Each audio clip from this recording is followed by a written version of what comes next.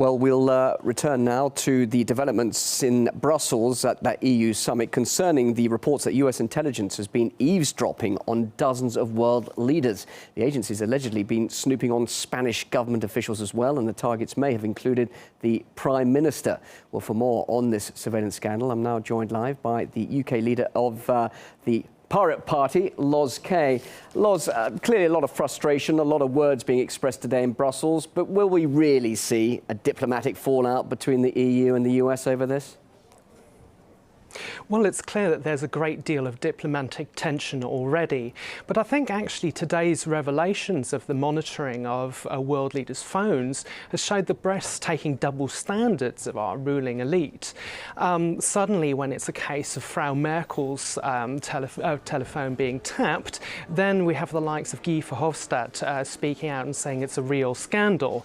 When actually, when it's a case of ordinary citizens, that's what the real scandal is. The real scandal is the true extent of mass surveillance in the EU and, of course, beyond. But it's obviously creating real diplomatic tension. Let me quickly ask you, you're there in the UK and you're talking of double standards. Interesting, David Cameron signed that statement expressing concern that it could undermine international security, condemning the US. At the same time, Merkel's saying he's actually been supporting the NSA. And, of course, it has been recorded that the UK has been colluding with the NSA. So what is the UK's position there at the moment?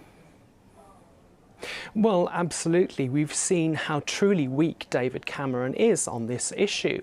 At least we're now seeing that Hollande and Merkel are beginning to stand up for themselves and also their people.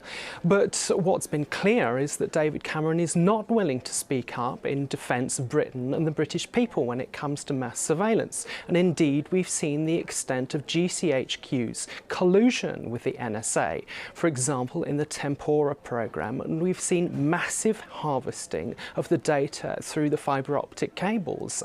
So I'm afraid we need to start to take responsibility in the United Kingdom.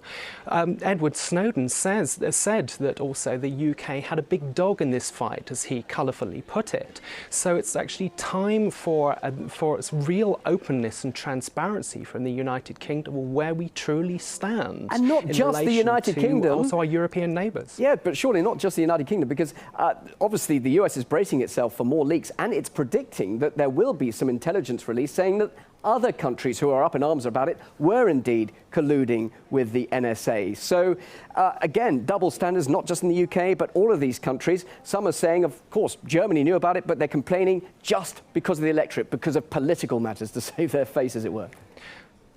Well, absolutely, and we've seen also, not least because of the Pirate Party's pressure in Germany, actually, that this is now a very significant political issue.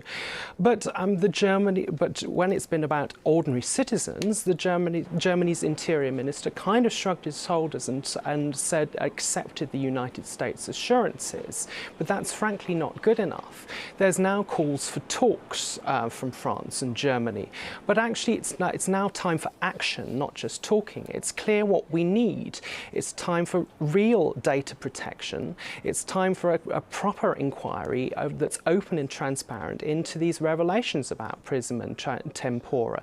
It's time for protection for whistleblowers. And just finally, you mentioned the man at the heart of all of this, Edward Snowden. You're talking about the protection of whistleblowers. What else can we expect? It seems that this sort of information is being leaked every day now, Loz. What next can we expect, just briefly? Well, I think there is plenty more to come on this, but actually what's next is that it's really important that we offer Edward Snowden asylum, and also that we actually get to the bottom of this. It's clear that we're all regarded as enemies now by the United States, and so it's time to make crystal clear to the United States this mass surveillance must and cannot continue. Loz Kaye, leader of the UK Pirate Party, live in London. Thank you very much indeed for joining us.